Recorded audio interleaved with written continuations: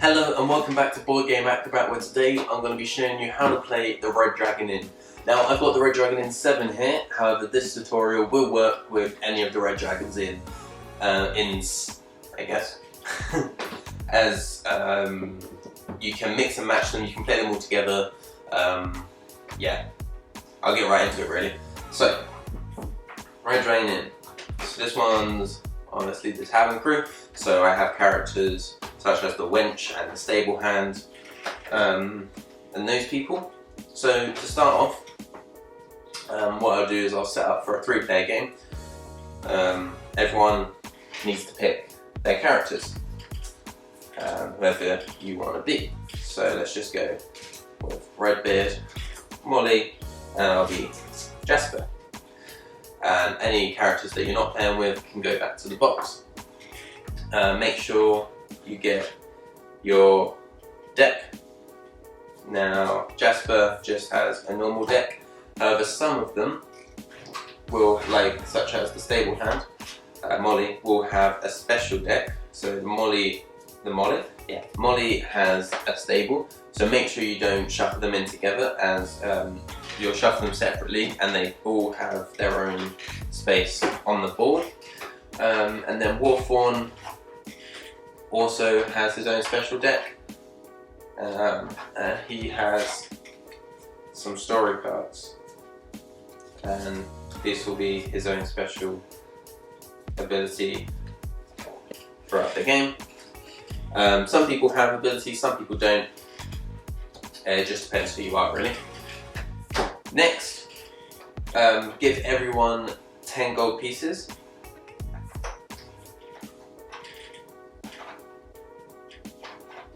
If you are playing a 2-player game, give everyone 8 gold pieces, and if you have enough decks or such for a 7+ game, everyone has 12 pieces. As each deck can work. Each one box like this is a standalone expansion for the game, kind of. And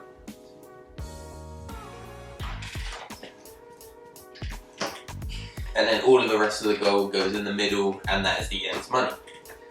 But they all work together. There is expansions that don't work on their own, that you do need one of the base sets for. And then you take these. So you have a choice with this version of the game, at least, between a heart jet token or a gem. It doesn't matter which you use, or for the alcohol content, it's either a clear gem or, well, if I can show it, there you go, or a little one of those. And so it's just your preference in what you use here. So the red or the heart goes on the 20 of each character, and this is kind of your health. And the clear or the tankard goes on the 0, as this indicates how drunk you are.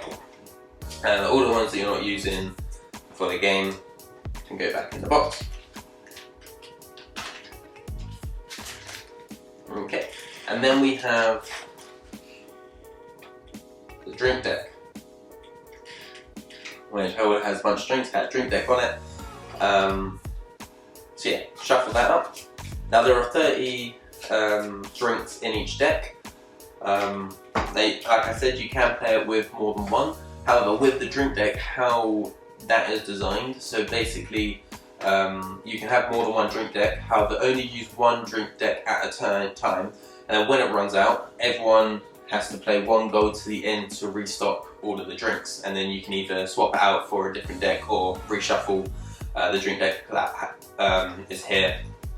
And yeah, so that just makes it so that you might need to use money to refill the drink deck. And once you have done that, you are all set up and ready to play the Red Dragon Inn. Now, if you have your own special deck, you might want to grab one of your divider, as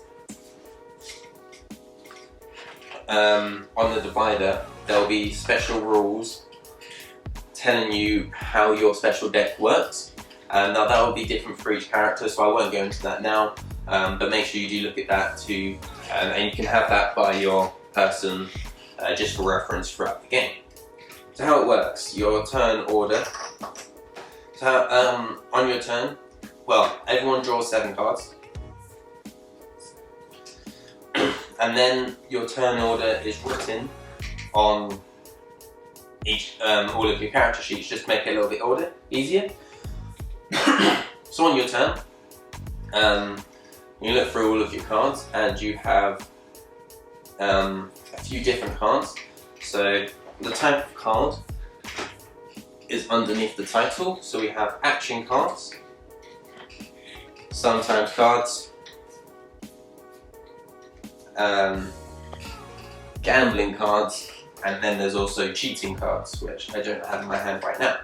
So on your turn, you'll discard and draw. So you can discard as many of the cards from your hand as you like, and then draw back up to 7 cards in your hand.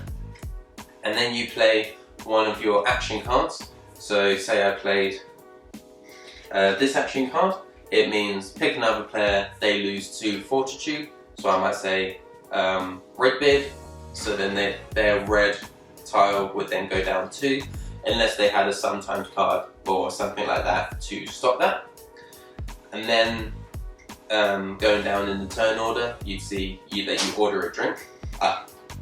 One thing I forgot to mention is just before the game starts, put 1 drink card from the drink deck upside down in everyone's drink need section. Then I'd order a drink, so I'd take a drink, not look at it, and decide who I'd like to give it to, and place it face down on top of their drink me deck, and then I drink my drink. So I'd have a look at it, I'd either so that's how much alcohol content I'm going to be drinking, and that's some of them have effects as well. So say I just took the 2, I take it on my clear counter, and then that will go to the discard pile, and then it will go to the next player. Now if it got back around to my turn and nobody had given me a drink, and when it gets to my drink phase, my drunkenness would then move up 1 instead of going down due to the drinks.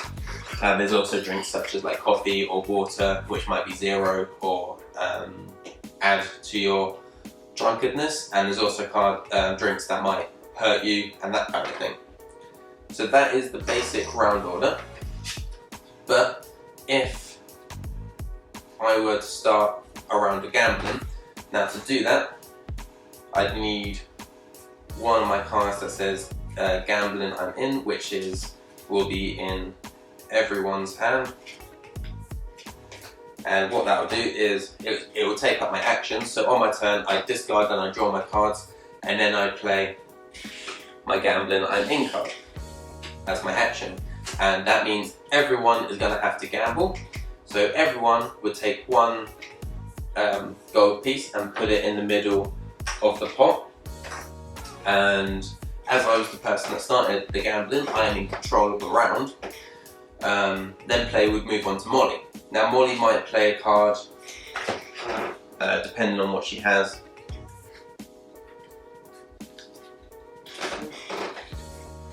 Let's have a look.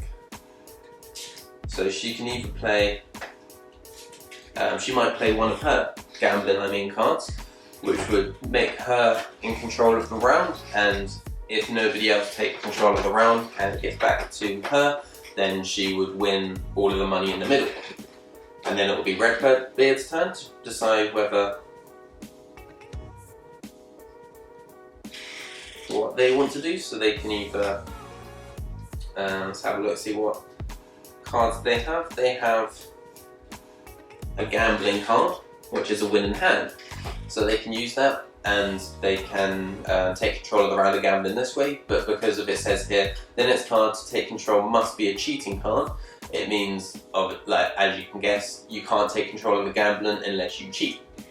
So let's say they then play that card, it would then be Jasper's turn. Now Jasper doesn't have any cheating cards to try and take around, so I'd have to pass. Neither does Molly, they would then pass, which would mean Redbeard would win the gambling and they'd get the prize. And then I'd carry on with my turn, so I'd order a drink and then I'd drink any cards that are in my card pile. Then it'd move around to Molly, who would then discard and start pick up cards to start their turn. So yeah, that is the basic way of playing Red Dragon Inn. You just keep going around like this until either until you're the last player standing. So either you run out of money, you get kicked out of the inn because of you're no good, or if your tokens pass each other on the time, you pass out and you're out of the game. There is also a variant called the prize variant, which in some of the Red Dragon Inns you'll get cards such as this, or you can get them as promos, which is a prize card. And the prize variant basically means when a player starts a round of gambling, they would pick one of the prizes, put it in the middle of the pot, and whoever won the gambling would get that prize and use its ability. Now some of them you'd use the ability and then get rid of it, some of them you'd carry on using them throughout the whole game. And yeah, that is how you play Red Dragon Inn. I hope this tutorial was useful to you. If it was, make sure you hit that like button and please consider subscribing to get more board game related information. And until next time, share the love of board games.